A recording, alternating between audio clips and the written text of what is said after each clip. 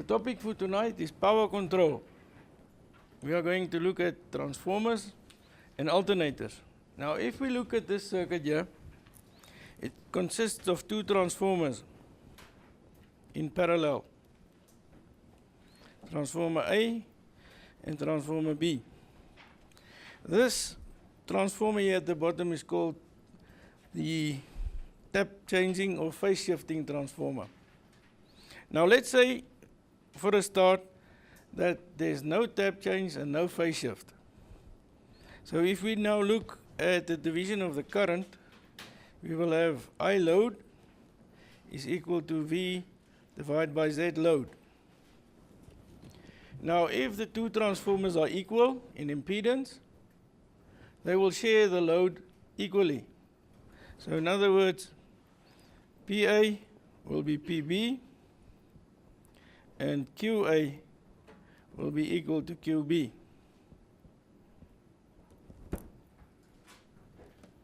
Now let's go back to our transformer circuit and we can determine what is IA. Now IA will be V1 minus V2 divided by XA. Now if we go back there, the current will flow from there to V2. Now IB will be, if we go back, the difference between the voltages V1 and V2 dash. So therefore it will be V1 minus V2 dash divided by XB. Now, let's say we have a tap change and the tap setting is on plus 5%. So, if we now look at what is V2 dash is going to be, it will be a step up transformer, because if we have them on a tap of 5% on the high voltage side, the voltage on the secondary side will be V2 divided by 1,05. And therefore, IB is going to be V1 minus V2 over 1,05. And IB dash, what will happen to the current if we have a step-up transformer?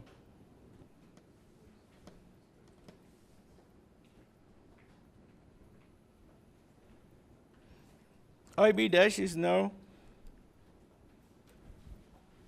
on that side of our circuit. In other words, it will be on the high voltage side of the transformer, and therefore the current should be less. So IB dash will be IB divided by 1,05.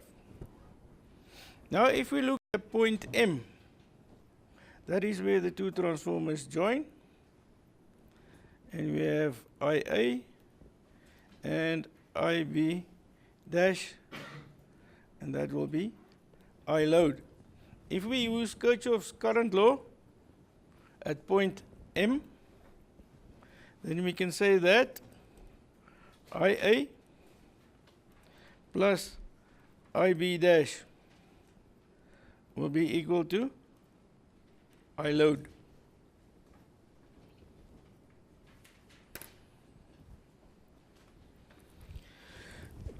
So we can say that V1 minus V2 over XB plus V1 minus V2 dash over 1.05 all divided by 1,05 will be equal to I load.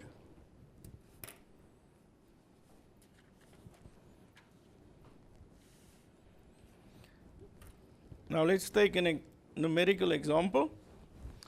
Let's say the reactance of transformer A is J0,1 per unit and transformer B is also 0,1 per unit. The secondary voltage is our reference, which is 1 angle 0, and let's say Z load is 0,8 plus J 0,6 per unit. Right, and we have a tap of 5%. Let's write our equations. So IA is going to be V1 minus 1 angle 0 divided by J 0,1. That is 10 angle minus 90 times V1 minus 1 angle 0. If we write down IB, that will be V1 minus 1 over 1,05 divided by J,1, which gives me 10 angle minus 90. V1 minus 9,952.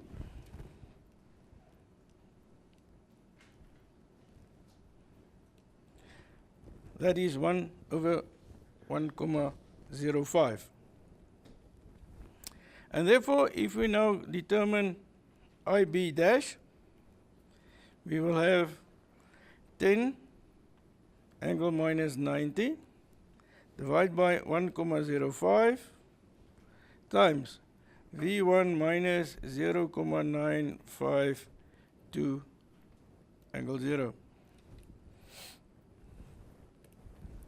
So if we write this out, we will have 10 minus 90 V1 minus 10 minus 90 plus, now 10 divided by 1,05 is 9,524 angle 90 minus 90 plus, now that will give us 9,0705 V1. No, sorry, just angle minus 90.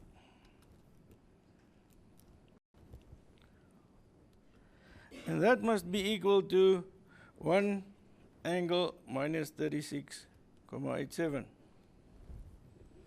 Now remember, I load is V divided by Z load, and therefore that will give us that answer of 1,0 angle minus 36,87.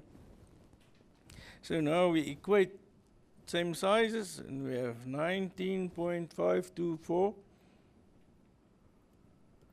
angle minus 90 V1 is equal to 1 minus 36,87 plus 9,05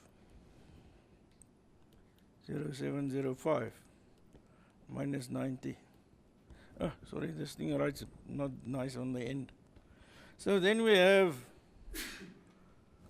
19,524 angle minus 90 V1 is equal to 19,691 angle minus 87 0.67, and therefore we can determine V1, which gives me 1,0086 angle 2.33. Now once we've got the voltage, we can now determine the current IA and IB dash. So IA, that will be 1,0086 angle 2.33 minus 1 angle 0 times 0,1 angle minus 90. It gives me 0,4173 at an angle of minus 10,73. Now if we take that to polar form, we get 0,41 minus J 0,0777. Now if you want to determine the kVA rating or output of the transformer, it will be V2 times the conjugate of IA, and that is 1 angle 0 times 0,41 plus J 0,0788. And therefore that will be 0,41 plus J 0,078. IB is going to be I load minus IA, and that gives us a value of 0,652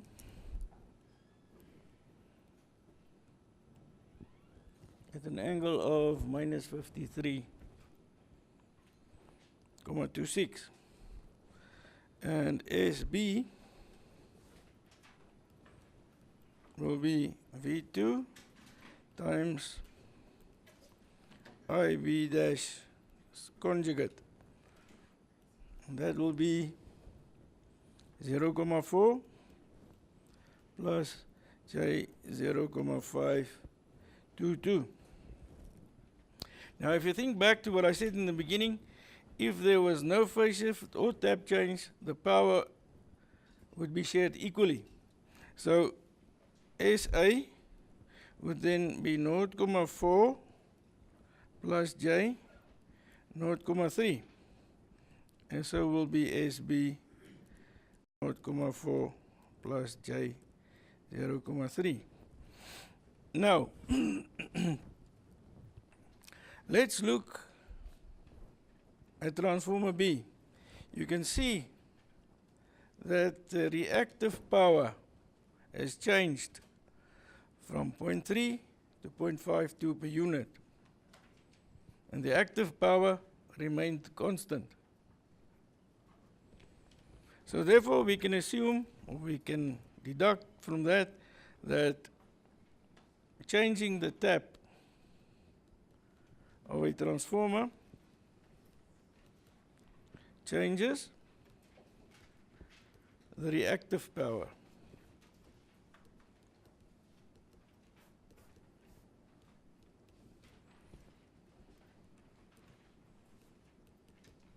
Now if we determine the change in reactive power,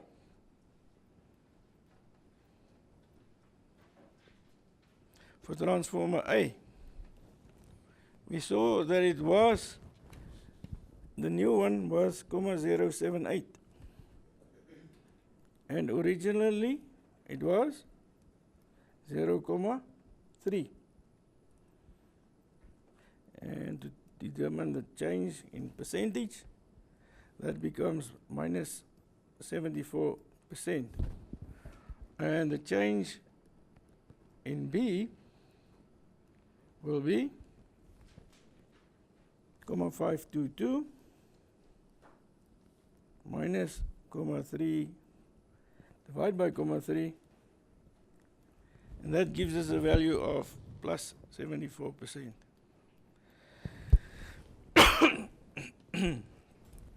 So therefore, tap changes the reactive power flow through the transformer. Now let's look at the phase shift.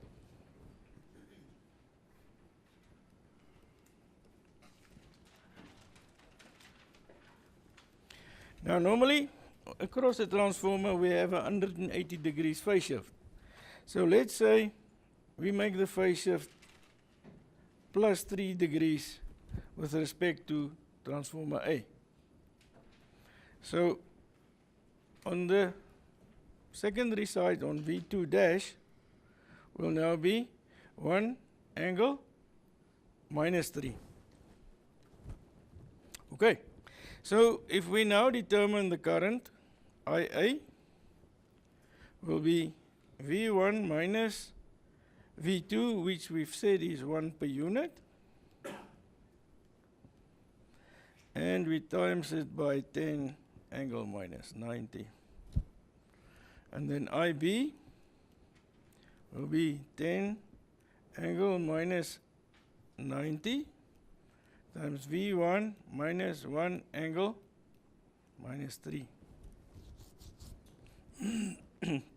IB dash, we will now have to multiply it by 1 angle plus 3 again to transfer it, so that will be 10 angle minus 87 times V1 minus 1 angle minus 3. Therefore, IA plus IB dash must be equal to I load.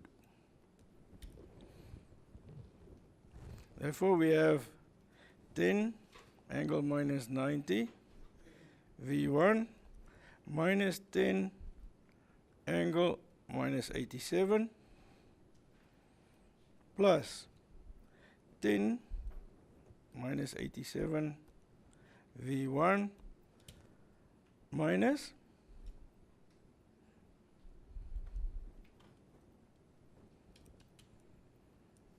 10 angle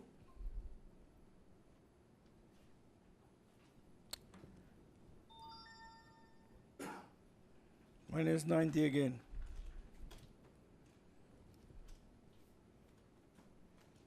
Let me just make this a 90 again.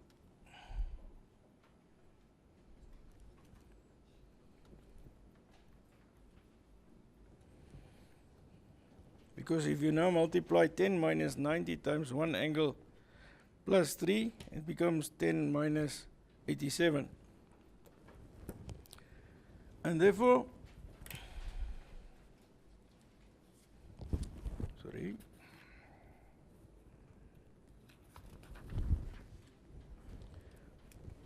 we have 19,993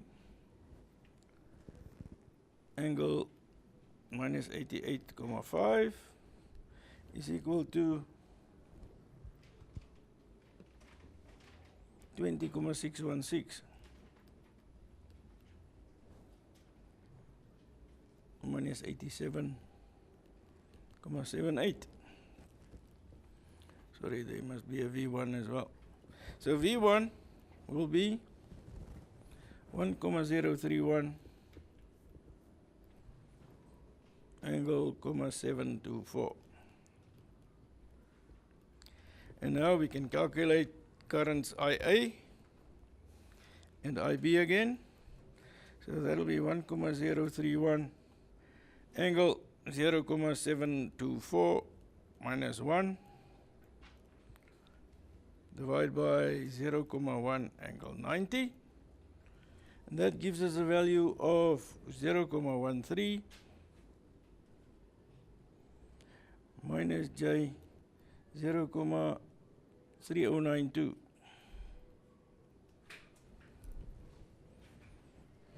And therefore, SA will be V2 times IA's conjugate. that will be 0.13 plus J 0.3092. And IB dash will be I load minus IA. That gives us 0.6697 plus J 0.291. So here we can see the biggest change was in P, because it changed from 0.4 in the case of A to be 0.13 and to be 0.6697. So the percentage change in PA was 0.13, which is the latest one, minus the original, divided by the original. That gives us minus 67.5% change. And the change in PB, that was 0.667, 6697 minus 0.4 divided by 0.4, which is 67.5 in the opposite direction.